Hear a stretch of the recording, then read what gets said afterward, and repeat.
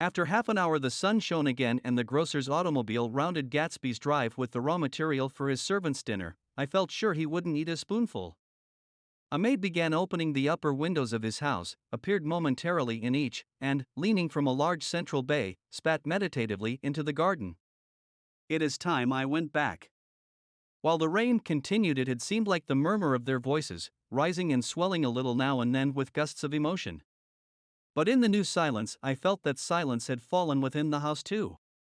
I went in, after making every possible noise in the kitchen, short of pushing over the stove, but I don't believe they heard a sound. They were sitting at either end of the couch, looking at each other as if some question had been asked, or was in the air, and every vestige of embarrassment was gone. Daisy's face was smeared with tears, and when I came in she jumped up and began wiping at it with her handkerchief before a mirror. But there was a change in Gatsby that was simply confounding. He literally glowed. Without a word or a gesture of exultation, a new well-being radiated from him and filled the little room. "Oh, hello, old sport," He said, as if he hadn't seen me for years. I thought for a moment he was going to shake hands. It stopped raining. "Has it?"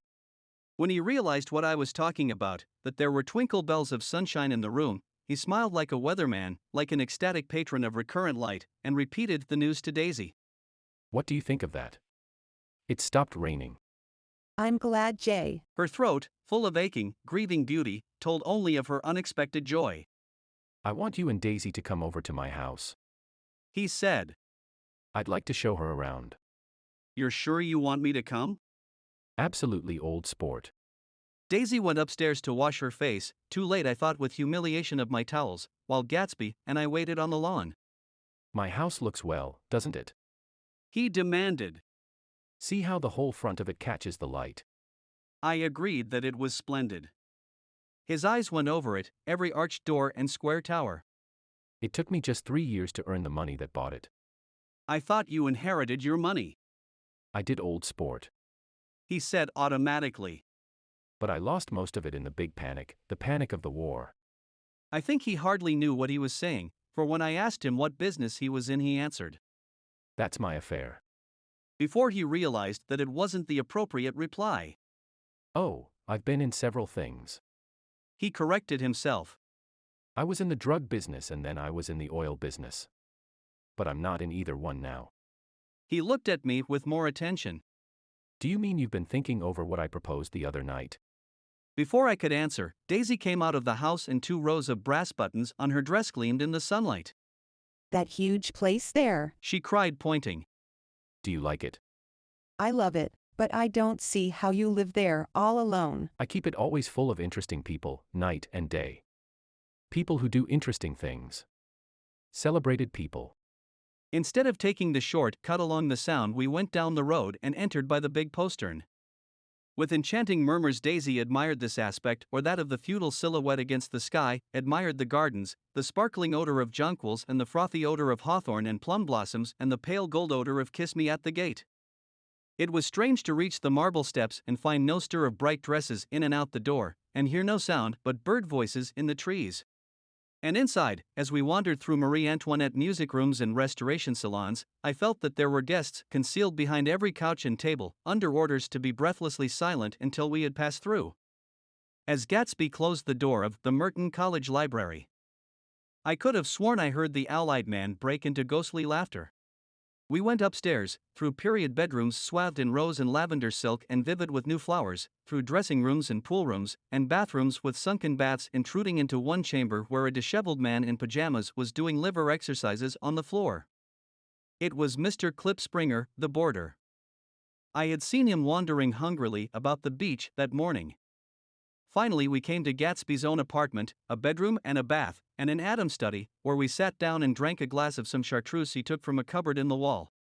He hadn't once ceased looking at Daisy, and I think he revalued everything in his house according to the measure of response it drew from her well-loved eyes.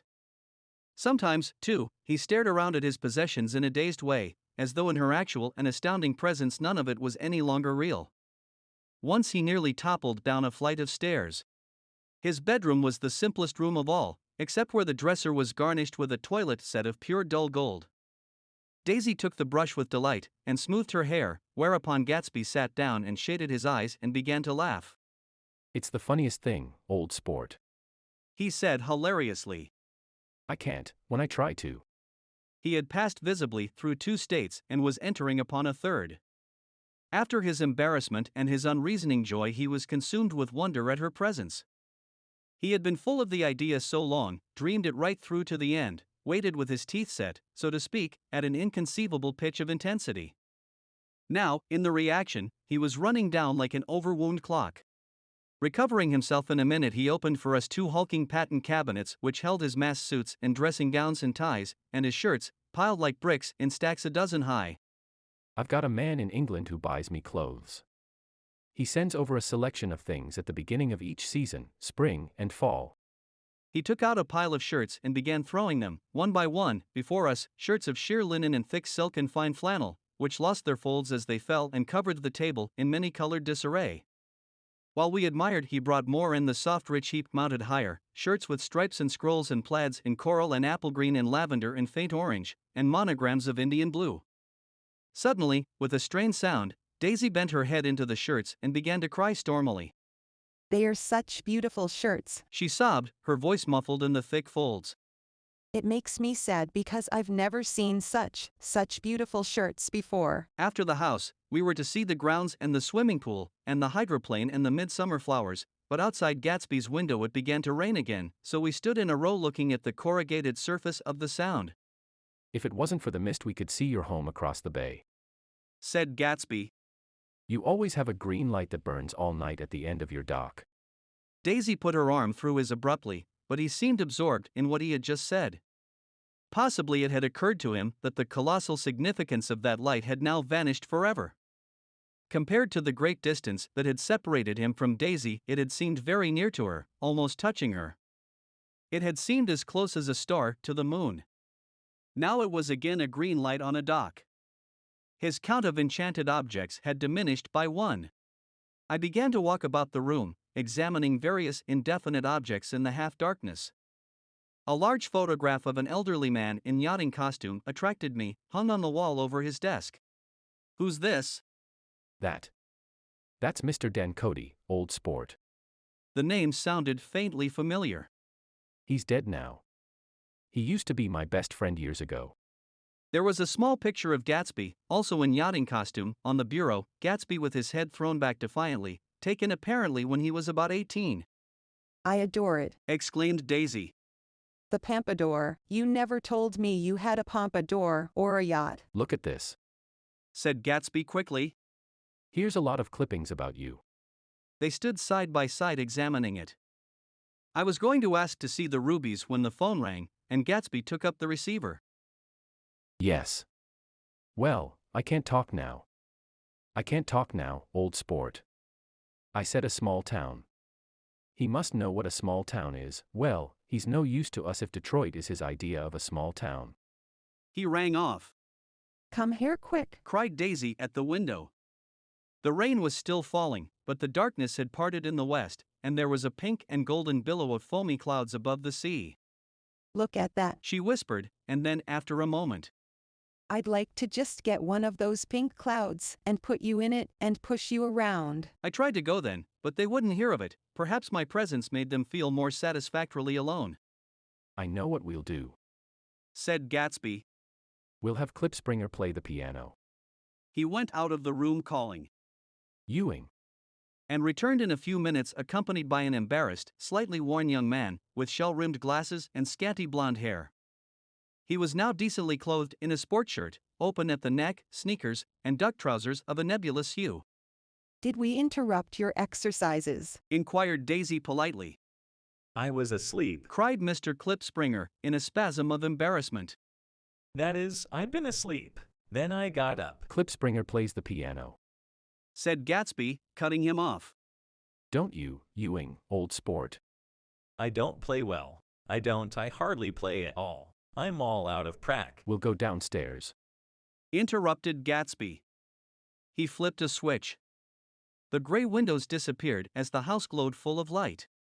In the music room, Gatsby turned on a solitary lamp beside the piano. He lit Daisy's cigarette from a trembling match and sat down with her on a couch far across the room, where there was no light save what the gleaming floor bounced in from the hall. When Klipspringer had played the love nest, he turned around on the bench and searched unhappily for Gatsby in the gloom. I'm all out of practice, you see. I told you I couldn't play. I'm all out of Don't talk so much, old sport. Commanded Gatsby. Play. In the morning, in the evening, ain't we got fun? Outside the wind was loud and there was a faint flow of thunder along the sound.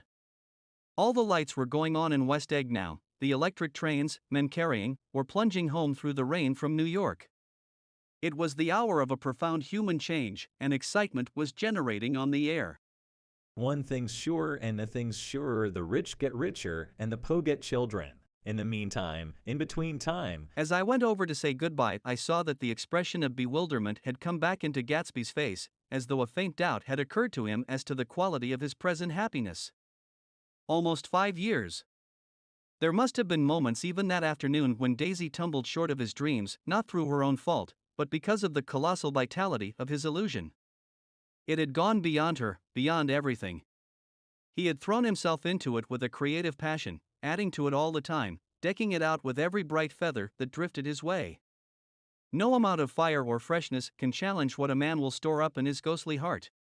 As I watched him, he adjusted himself a little, visibly. His hand took hold of hers, and as she said something low in his ear, he turned toward her with a rush of emotion. I think that voice held him most, with its fluctuating, feverish warmth, because it couldn't be overdreamed that voice was a deathless song. They had forgotten me, but Daisy glanced up and held out her hand. Gatsby didn't know me now at all. I looked once more at them and they looked back at me, remotely, possessed by intense life.